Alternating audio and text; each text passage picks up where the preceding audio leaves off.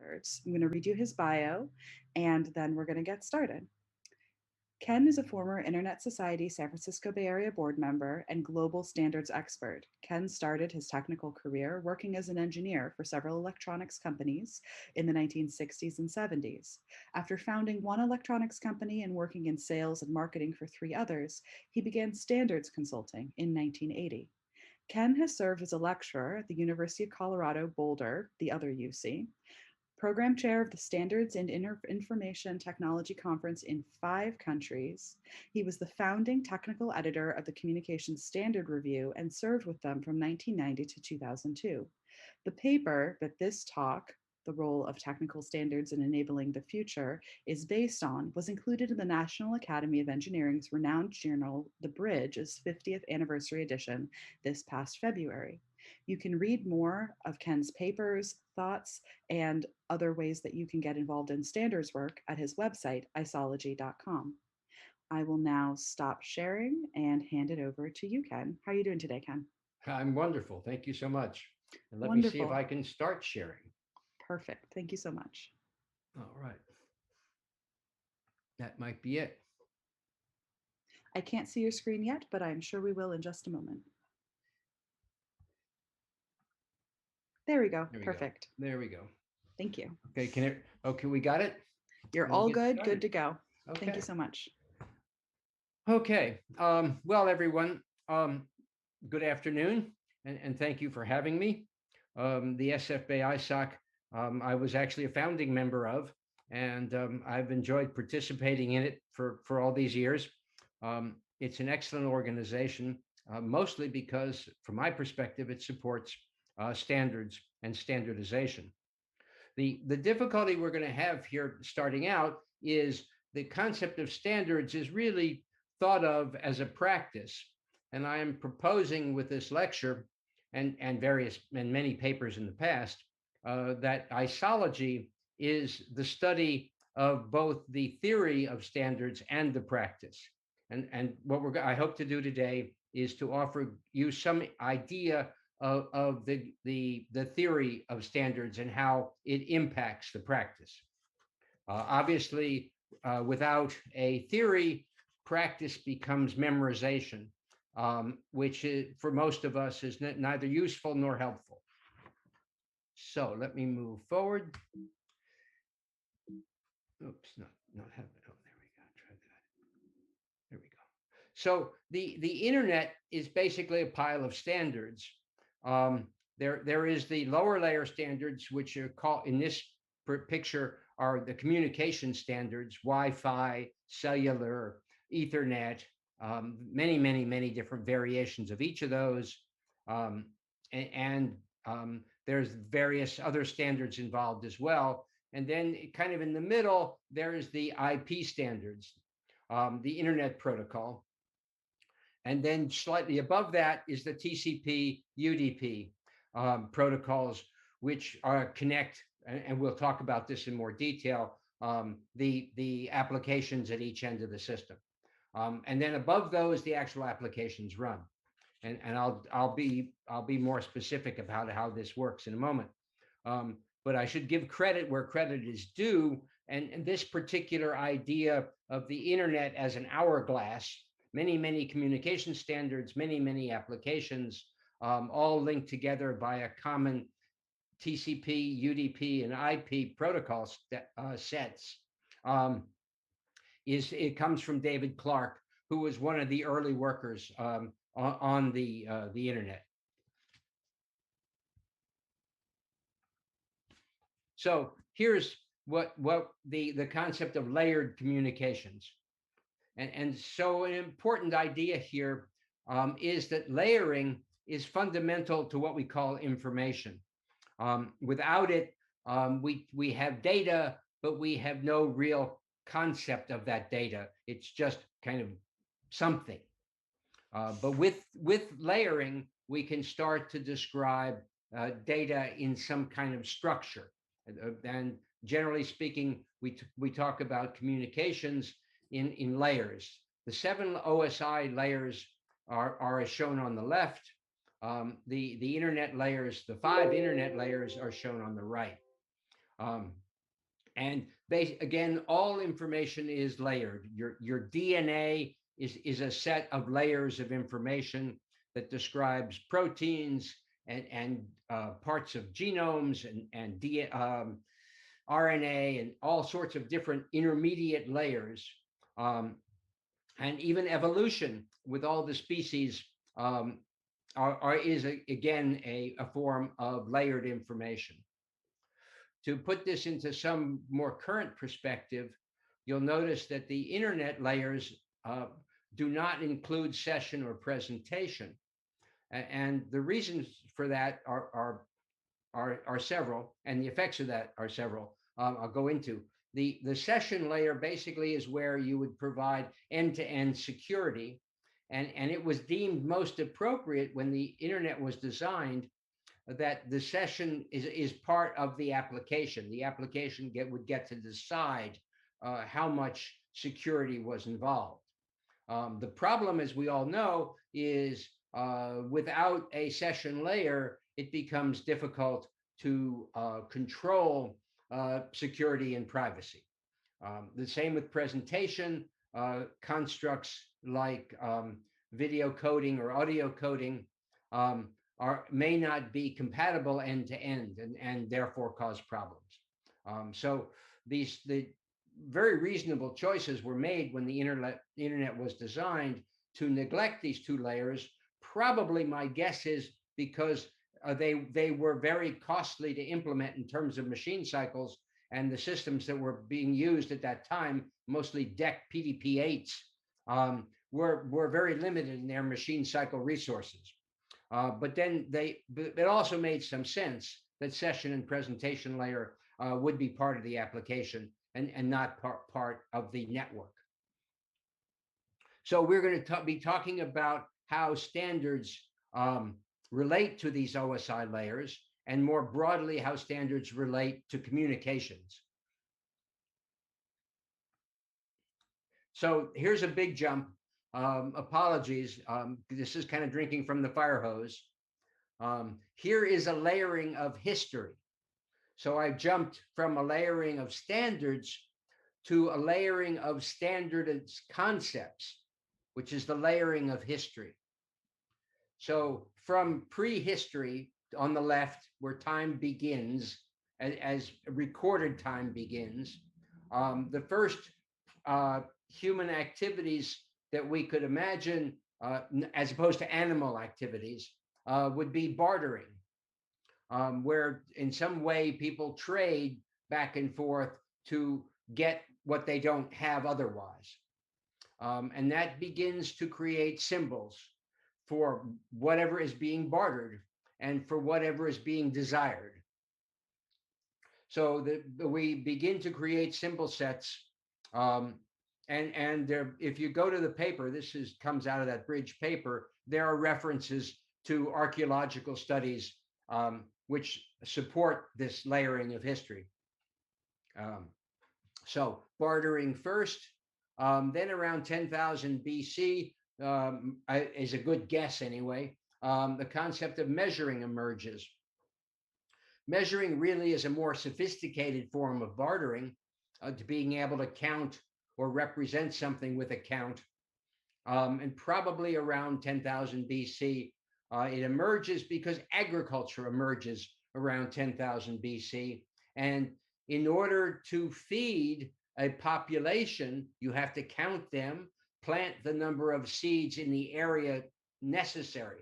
All these measuring activities, counting and measuring, have to emerge for agriculture to successfully feed a population. So they basically are beginning around 10,000 BC. Jumping forward to 3000 BCE, the concept of building. It's amazing to me that the 7 wonders of the world, a phrase I'm sure many have heard, talks about designs. This was not the Grand Canyon or Mount Everest or the Eigenhorn or some other beautiful natural phenomena. It was designs. The idea that humans could plan something and it would occur was a wonder. So a new concept emerges with measurements, basically, and symbols that you can create a plan that can be implemented.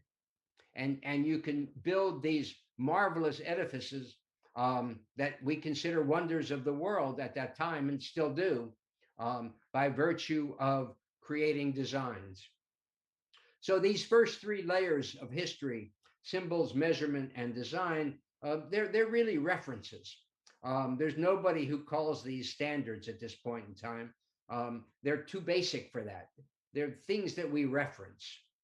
The symbols themselves, the measurements, and even the plans that those measurements represent are just references, but very important ones. So somewhere around 1400, similarity standards start to emerge. 1400 turns out to be an interesting period.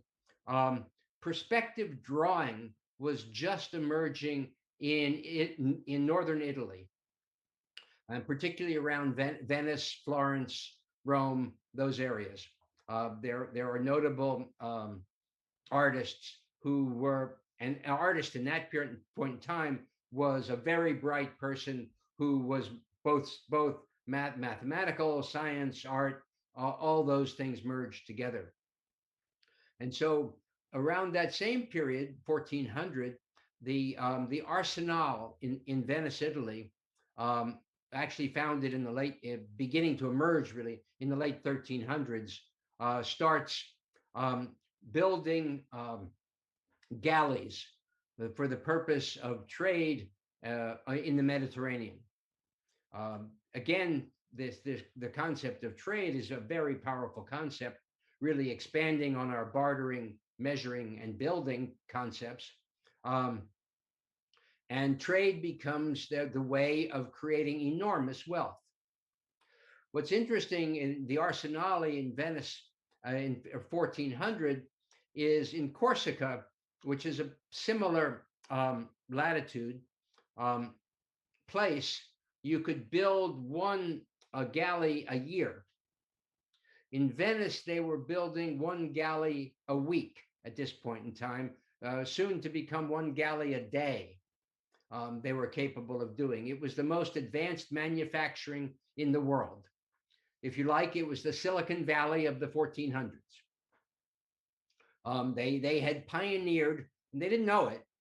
There's nobody who writes about their great work on standards.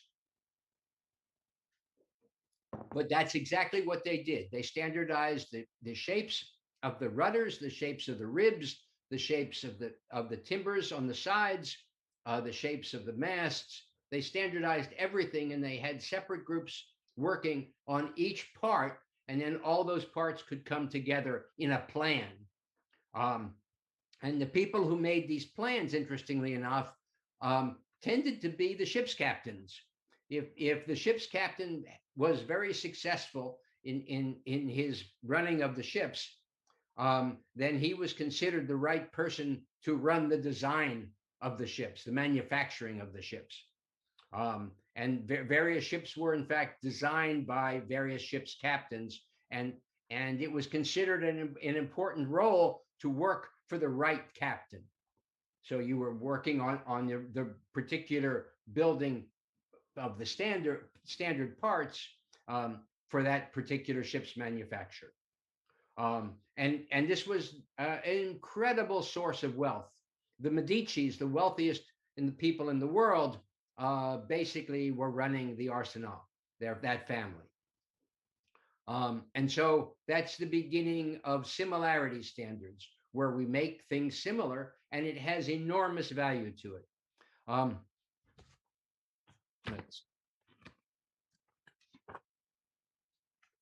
So next up on the layering of history, compatibility. When we have similarity, the next step really is to relate two things. So these days we have a transmitter, and we might have two transmitters that are similar. They send the same signals. But in order to have compatibility, we need a receiver that receives the same signals. The receiver is totally different than the transmitter, but it is closely related, and we call that relationship compatibility. That's basically the business of the information age. And those networks really emerged in the 1800s, way before what we think of as the information age, because the first networks were railroads, and the gauge of the railroad determined compatibility, whether the trains could run on the tracks or not. The engineers tended to design networks of rail with engineering requirements in mind. If you were moving loads over rocky areas with lots of elevation change, you tended to make the rails close together. If you were moving loads over flat plains, you tended to make the rails further apart. That made engineering sense to do that, but it did not further compatibility. And so here we see kind of the beginning conflicts between compatibility and engineering. The engineering requirements of similarity conflict with the desire for trading of that compatibility represents. And then now I suggest that around 2000, the concept of openness starts to emerge, and we are looking for adaptability. We have things that are compatible, but we now want them to be adaptable so they're compatible with other things. Our cell phone is an excellent example of this because it can operate over the various different, group one, group two, GSM, the cellular 5, cellular 4, so forth, all the different versions of cellular. It can even operate over Wi-Fi networks. It can operate over European frequency bands, or US or North American frequency bands, or Asian frequency bands. So it's very adaptable. And that's where we are now, creating more and more adaptable things. And interestingly enough, the concepts of standards have not kept up with this. We're still thinking about standards as if they were similarity, and much less about compatibility, and very little about adaptability, even though it happens. So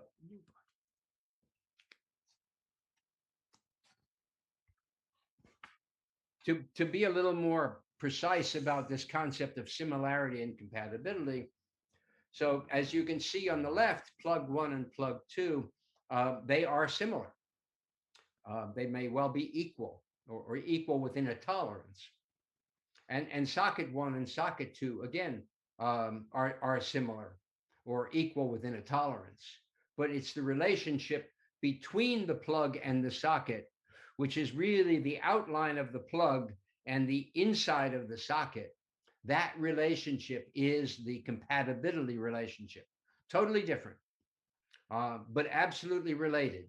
If you think about this in terms of Venn diagrams, then plug 1 and plug 2 are one circle, the standard for plug 1 and plug 2, and there's another circle which represents the standard for socket 1 and socket 2, and then the overlap of those two standards, where the two circles of the Venn diagram overlap, represents compatibility.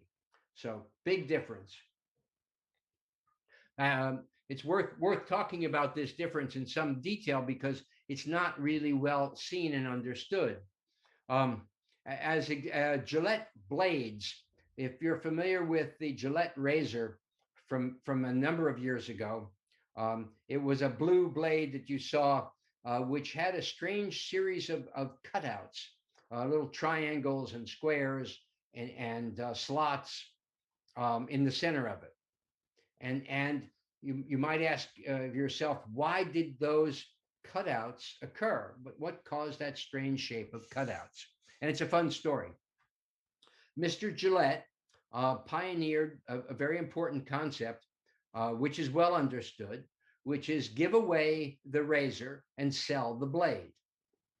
And so by doing that, he was basically relying on the fact that the particular razor that he gave away required a certain blade that he could sell. Well, needless to say, he started out, and this new way of shaving turned out to be a marketing success. People liked it, so competition emerged.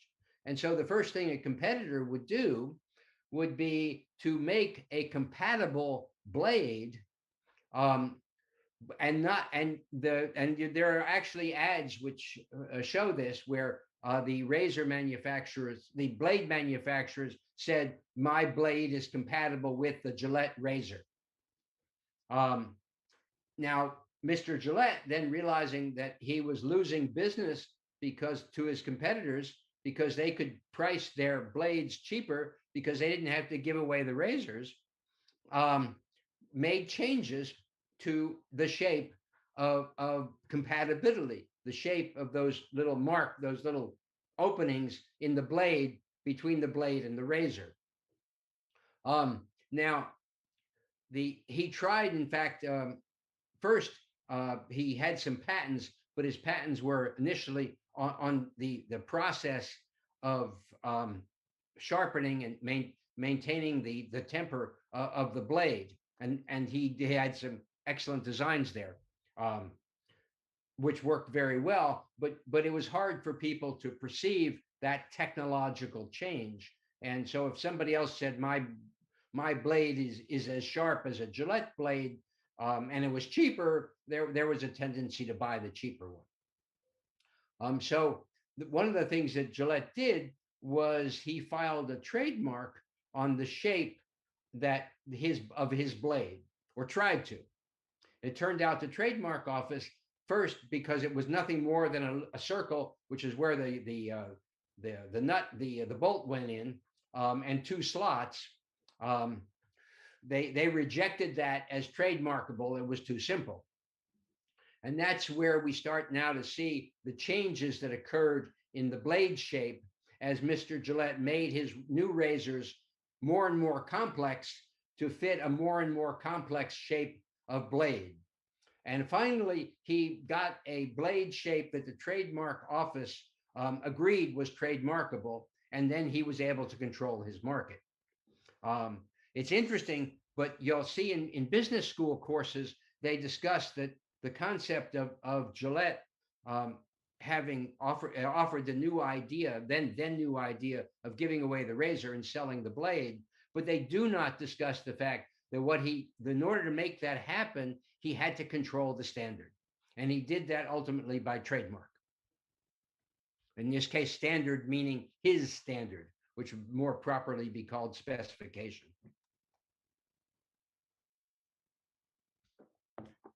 So to take this forward to something we're more familiar with today, an applications programming interface, API.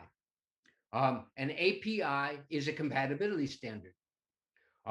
It's quite different because it has no physical representation at all. It's merely a series of program statements that operate to allow other software entities to interact.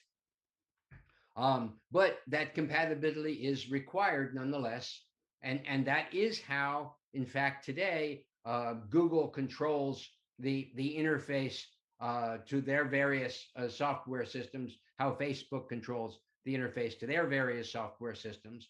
And if you don't do what Google or Facebook or Amazon or whoever expects you to do, you can be removed from access to that API.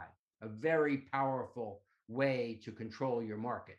The way large companies control their market. So this concept of compatibility and market control is very closely tied together.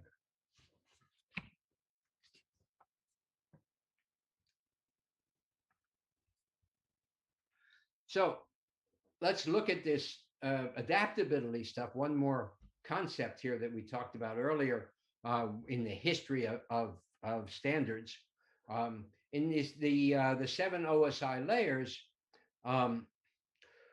basically with the internet, we have TCP, UDP, and IP layers 4 and 3, and they can work below that with network discovery protocols to see what's out there. So my computer can go looking for various accessories across an API using a network discovery protocol, and see if there's a printer and see if there's a network, et cetera, et cetera. And service discovery protocols can operate above the TCP UDP layer to see what services applications are available, right? Including security and presentation layer applications, functions. So this is how adaptability would be created or is created. Now, the thing that's going on here is there is huge economic effects. Similarity increases efficiency. To try to make an example of that, let's go back in time to the late 1800s, maybe even mid 1800s, and talk about barrel standards. A barrel, which is made up of a bunch of curved sheaves of wood, bound with rings of steel or iron, has a particular shape to it. It also contains a certain volume, so we can specify a barrel by its volume. So we could specify it in terms of liters, we could specify it in terms of gallons, two different measurement systems. But we could also specify the barrel in terms of its shape. What is the diameter of the barrel? What is the height of the barrel? What is the maximum weight of the barrel, et cetera, et cetera? And these other standards of barrels can become quite important. And let's look at that in enough detail to understand the importance of similarity. If we make the barrel diameter the same, then it turns out that if I have a wagon, I can introduce into the base of the wagon circular cutouts where the barrel fits. And in this way, I can strap down a set of barrels really with one strap over each barrel, because the bottom is held in the circular cutout on the base of my wagon. This means I can load and unload barrels quite a bit faster than someone who has to strap down each barrel with at least two straps. Next, of course, the barrel goes to the bar, and the bartender can do the same thing. In the bar, he can have a circular cutout where we put the barrel into the cutout, and we don't strap it down at all. It's quite solid there, just being held by its weight. We put the tap in the bunghole, and we use the barrel to serve liquids at the bar. And so the bar and bartender becomes part of a system of similarity, which controls the manufacturing of the barrel. What's the diameter? And that, of course, means that my hoops can all be the same size. That means that I can make my sheaves the same size. And this is pretty much the same as happened in Venice in 1400. Making the galleys the same allowed me to make them much more quickly. And so I've got manufacturing effects that similarity creates great efficiencies. I've got distribution effects that similarity creates great efficiencies. And I've got even use effects that similarity creates great efficiencies. So similarity as it emerged, which is really the beginning of the industrial age. If you think about manufacturing, the industrial age, it's not about steam engines or any of those kind of things. It's really about similar standards. Once you create similar standards, you get enormous efficiencies. It's true that new power systems were hugely valuable, but really manufacturing is based upon making things the same over and over again. And that's where the efficiency was. So similarity drove the development of the industrial age as much as anything did. What we call the information age is really driven by compatibility. The economists use the term network effects, which talks about the idea that basically that when Alexander Graham Bell sold the phone, he had to sell two of them. One was to a doctor the first phone. One was to a doctor and the other was to a pharmacist. And the doctor could ring up the pharmacist and the pharmacist would fill the prescription. And that was the very first phone commercial usage. So if you were a second pharmacist, you did not want a phone that didn't work with the first phone. You wanted to talk to that doctor. If you were a second doctor, you wanted to talk to the other pharmacy.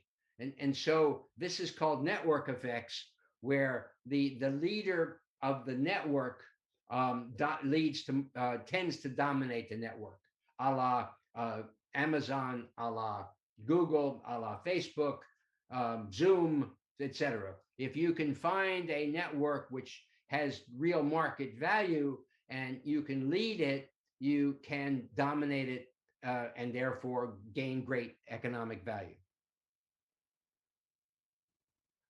So the point to make is that adaptability standards, which are just really a concept that's quite new, and people don't understand the economic effect of adaptability standards, can allow for a segmentation of markets.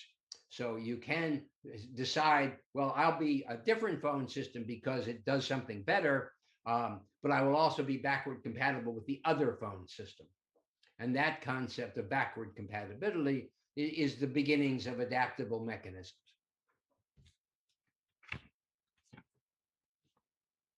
So here it's worth talking a little bit more about how this similarity, compatibility, and adaptability is playing out in the world today. The European Union thinks of standardization pretty much as similarity standards. And they are interested in standards because there's 20 plus countries and they're looking to economically integrate them. And so it'd be very nice if the safety standards or the standards for food processing or the standards for cars or whatever standards it were similar across each of these different countries. And traditionally, each country made its own standards. And now, of course, in a globalized world, such activity is being minimized. But we're really going back to the 1400s when the galleys that were made the same were the galleys that were made in one city-state, Venice. So the EU desires economic integration, mostly focusing on similarity standards. The US considers standards to be a commercial activity, interestingly enough. And therefore, the government tries not to become involved in standardization, except to the extent that it's necessary for some public good, health, safety, etc. Perhaps we need standards for cryptocurrencies, as example. Maybe there is some desire there. Obviously, that's to be determined. China now, on the other hand, is an emerging huge market, of course, where, like many developing countries, they have been hurt in their perspective by standardization in the West. If you go around the countries of Africa or South America or Asia that are developing, you'll find that they have gone through a number of years, most of the last century, basically, struggling with standards that were imposed on them by the West. We won't buy your grain unless it meets this safety requirement or this chemical requirement, or we won't buy your grain unless it's packaged in this way, or the humidity is maintained at this level. All these standards start to emerge, which are very important, but they're put upon the developing countries. They come out of nowhere, sadly, because nobody teaches that standards are fundamental to almost everything, to probably everything. And therefore, the developing countries thought that they had good grain or good fruit or whatever it was. And then they're told, no, it has to meet this standard. And so many developing countries find standards to be a form of market control. And not surprisingly, when they get to have their own standards, like China is now capable of doing, they like to practice market control to get back at the people who dinged it to them. Um, the cellular standards of previous generations were all created by Western countries. Um, and now with China being active in the development of the current generation of cellular standards, they are being pushed back by the West, saying, no, we don't want you to be dominant in these standards. We liked it much better when we were dominant in these standards. So this idea that the U.S. has of standards as a commercial activity is a little bit two-faced. Yes, standards are a commercial activity in the US, and that makes a lot of sense, but they have very serious economic impacts on countries. And to think otherwise is unfortunate. So here you have three major, huge marketplaces in the world, the EU, China, and the US, each of whom think of standards in a very, very different way, none of whom understand the difference between similarity, compatibility, and the need for more adaptability.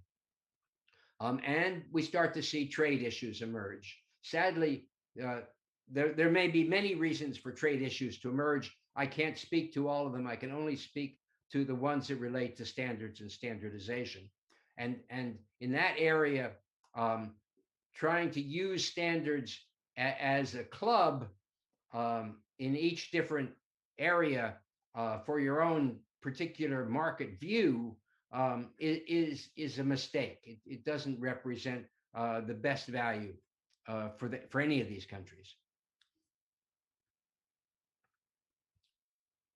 So maybe we'll kind of finish up here a little bit with some isology terms. So a reference is a basis for comparison. We have them all over the place. They exist everywhere, and they're just a basis for comparison. A standard is a codified and quantified reference imposed by an authority, government, committee, market, something. And this, there's an economist, Friedrich Hayek, a very famous Austrian economist, his book, Rules and Order, 1973. I love to point out that in the book called Rules and Order, the word standard is never used. To give you an idea of just how difficult it is for people to think about how these standards actually operate. But his book on Rules and Order does a very good job of explaining how you create order, which really means using standards, codified and quantified references. Standardization is a very tricky term.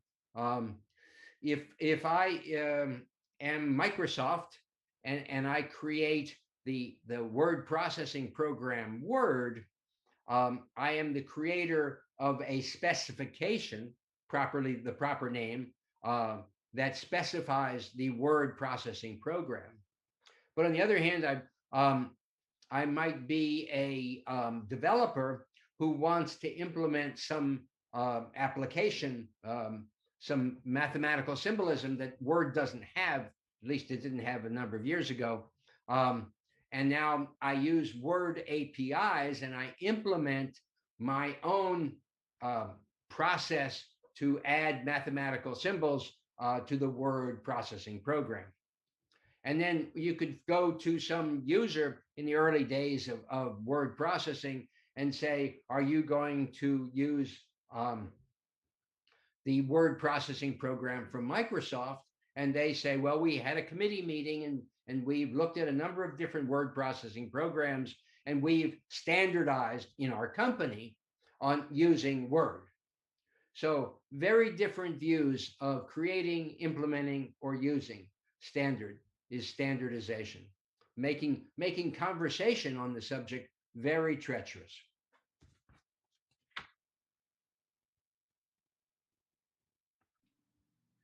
I think I'm going to rush through some of this stuff. This is Rules and Order, established by, how order occurs, the term, What's interesting to me here is there is so many words on this page. We think standards are a really big deal. And we add all kinds of words, most of which are not well defined and cause great confusion. But there they are. So one worthwhile idea that's worth bringing up here is standardization.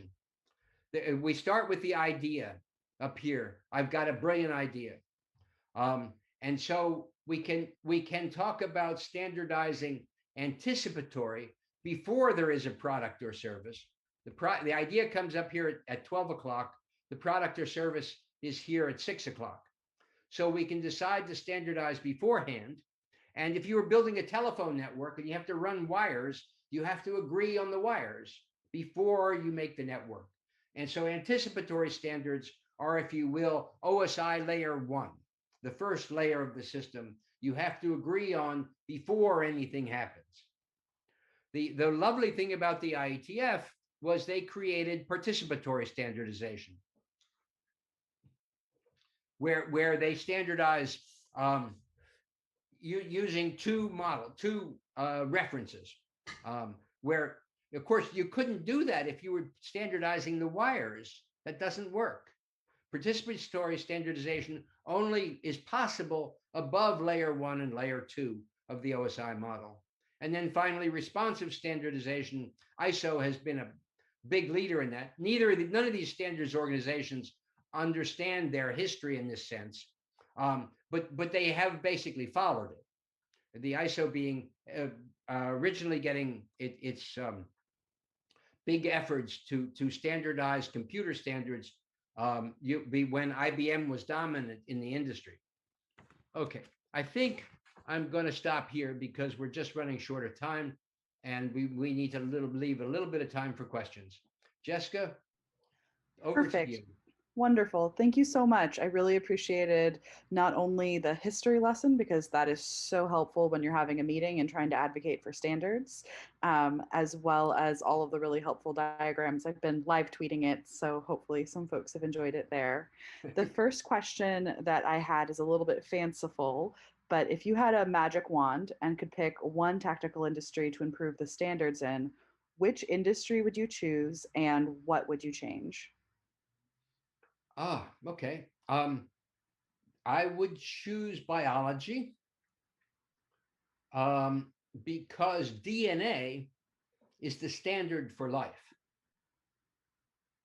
And if we knew the the the six different layers that I described of DNA, as example, protein manufacture is almost undoubtedly similarity standard.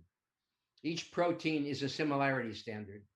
Um, but I don't really understand compatibility or adaptability, which occurs widely in DNA. And of course, it's everything. It's our immune system. That's DNA being adaptable. Um, we have these amazing drugs which have just been created to solve this COVID problem, vaccinations, and they are basically changing the adaptability of my DNA. So that if I had my magic wand, I would see that area allow so much more health and well-being in people. Awesome. So this next one is from anonymous attendee. It says, thank you for providing context for standards. What is the best way for technical and non-technical people to engage in developing and championing standards? And if I may take the privilege, could you also recommend some professional organizations that attendees could join that would help them develop themselves as standards professionals? Well, big plug for SFBA ISOC. Um, our favorite organization. And honestly, I joined SFBA ISOC for that reason. I wanted to help develop standards and standardization. It's hugely important. The big issue that I'm really concerned about these days is Huawei. If I'm giving it a little bit of history, in 1980s, let's say, where I was active in standards then, AT&T dominated in the West, which was most of all compatibility standardization, all the standardization work. Well, almost all the standardization work. Their people, many of them very, very fine technical people, were chairs of various committees, active on various committees, so forth and so on. In 1984, we had divestiture, which destroyed this amazing edifice, which was AT&T, and had a number of advantages and had some significant disadvantages. One of which was Justice Green, who presided over the divestiture, had no idea what a standard meant. And so he said, oh, Lucent can have all the standards that AT&T has. Well, it turns out that AT&T had offered as a public utility these standards for free when I was sitting in the room and saying, which technology should we use? I'd say, oh, well, it's free. We should use that. Let's do that. And then Justice Green says, well, it used to be free, but now it's not. You have to pay for it. So that was a case where, by not understanding the concept of standards in the legal profession, a tremendous amount of public wealth was privatized, which made Lucent, I'm sure, and their lawyers very happy, but probably did not make everybody else very happy. So the idea that standardization is fundamental, whether you're a lawyer, whether you're a politician, we need to explain that almost everywhere. And other than the course you see here, there is no one else talking about it. I lecture at University of Colorado, which to correct you just slightly, Jessica, is called CU. To avoid the obvious conflict. Oh, it's Connecticut. Connecticut always calls them UCs. I have all these friends. They're like, oh, I go to UC, and I'm like, Colorado has been very cautious about this. I doubt if it has anything to do with the fact that I live in California. But I do lecture in Colorado and I used to go and fly there, and now blessings of Zoom, I can just do it this way. So there's very little information on this subject. You can take physics classes and the instructor will say, if asked, what's a meter? And he'll say it's arbitrary. He or she will say it's arbitrary. It is totally unarbitrary. Oh, it's the distance that light takes in a vacuum. There's a very specific ruling on it. And there's like a literal meter you can go and look at it at the standards agency. It turns out mathematically, the issue is that every meter must be equal. You don't care what size it is, but you absolutely care that they're all equal. So the concept in physics, which is that they're arbitrary, is absolutely wrong. So it's very basic. Each of you who has been kind enough to participate, I hope you will come away with this with an idea that this could be important.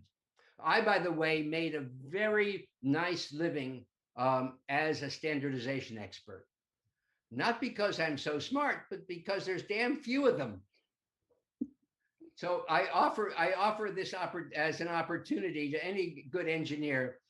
Standardization is an excellent way to make a living because there aren't many people doing it, and very few doing it well. Jessica, go ahead.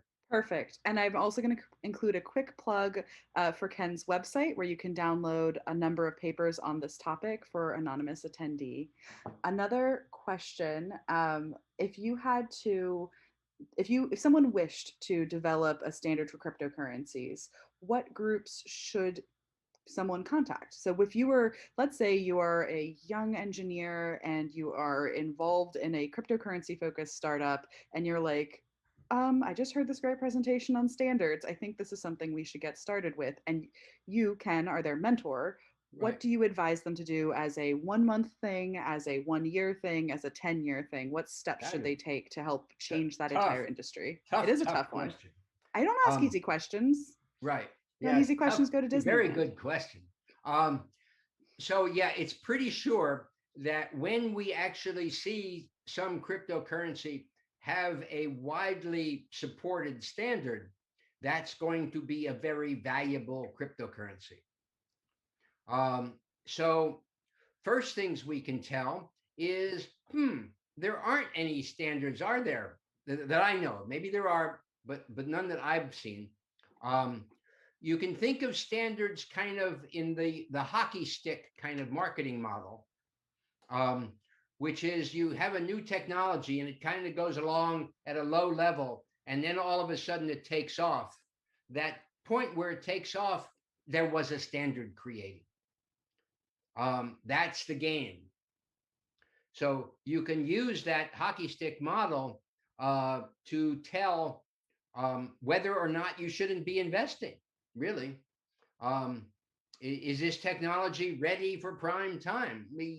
Only if it's got a standard that's pretty, looking like it's going to get widely accepted.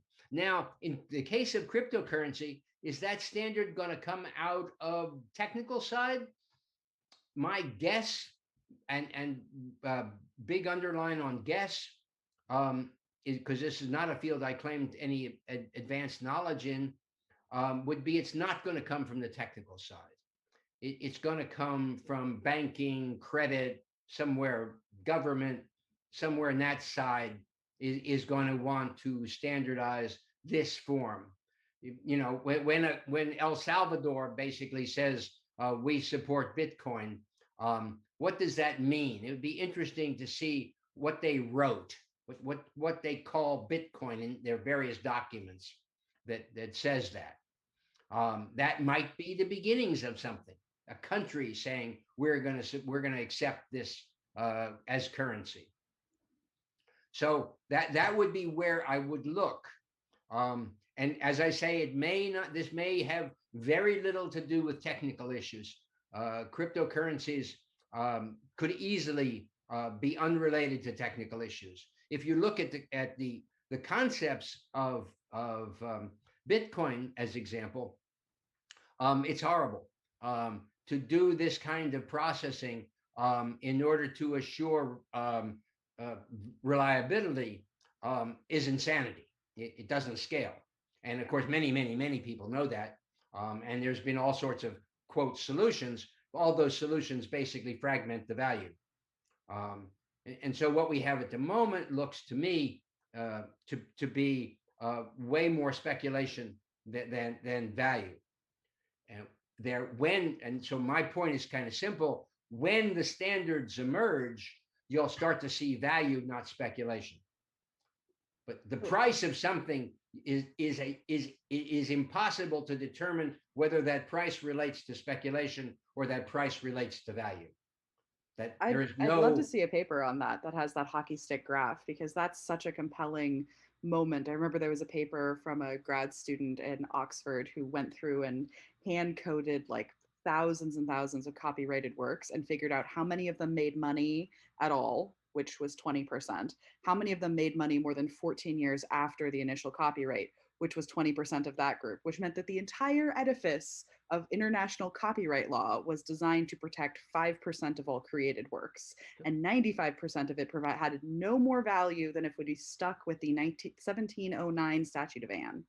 That all of the progress and all of the, well, one might call it progress or one might not, on copyright and on standards on how we manage intellectual property in that way was to benefit that 5%. And there was an right. entire generation of copyleft activists who were really excited by that exact moment.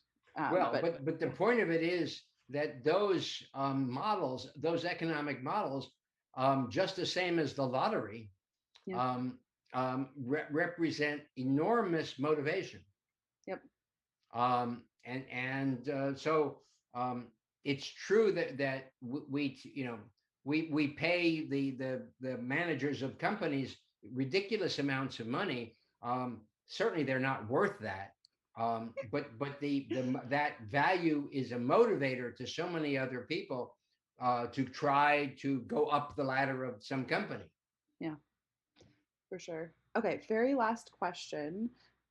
So one of the standards that most lay people have experience in living through several generations of changes are USB ports and consumer electrical plugs, at least if you move from country. So one is an example of a temporal change that we've all lived through several iterations of USB ports. Right. And many of us who travel internationally have lived through the complex mix of standards for electrical ports. I was hoping you could talk through a little bit of the history and if there are any future changes that we could expect in those kinds of tools. Well, of course, electrical cords. We went to the unsymmetrical AC out the plugs where one is wide and one is narrow, with the idea of this is NEC, National Electric Code in this country. Mhm. Um, Basically to be able to control the ground side, or the return side from the distribution side, separate from ground. Um, and that idea is very useful. It basically resulted in all of our um, sensing outlets, which will stop if they sense the current flowing the wrong way. Mhm. Um, so they can only do that if you know which way the current flows. And when in the old two-prong outlets, you couldn't tell. It went whichever way. Nobody cared. So that bit of history is relatively recent, so certainly in my lifetime. Originally, nation states pioneered different outlets because the manufacturing organizations, the electrical manufacturers in each country, wanted to control the market in their country. Yep. And so the French outlet was different than the English outlet, which was different than the German outlet, etc. By the way, the same happened with railway gauges. Mhm. The French railway gauge was different than the German railway gauge, was different than the Spanish railway gauge, so that troop trains could not run from Mm. one invading country to the other. Yeah. So this idea of similarity, we're now talking about similarity standards used for control, both Yeah. both government control as well as market control, Mhm.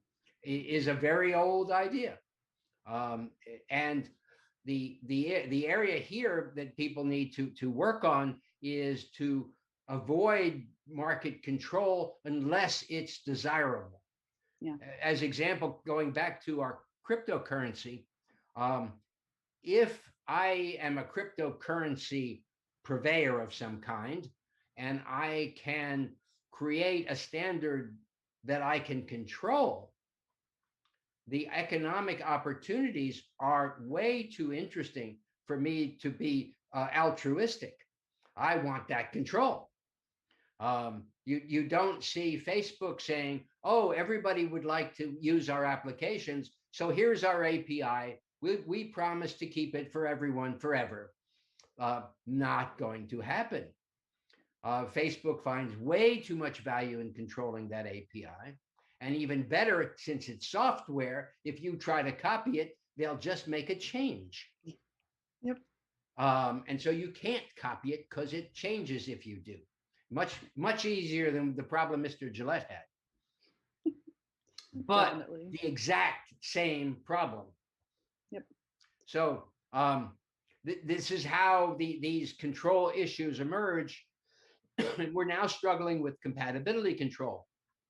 It turns out that the pharmaceutical industry thinks patents are the greatest thing because they spend billions of dollars having to test people and try out drugs and do the various things to keep the people safe while they're trying out these drugs. Enormously complex and scary, high insurance, high control issues. Everything's expensive, and so they spend this enormous amount of effort to try to produce a drug, which we want them to produce. It helps us, saves lives.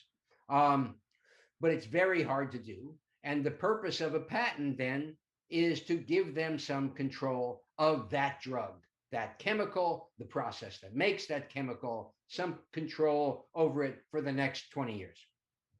Yeah. And that gives them enough incentive. It's the 5% game.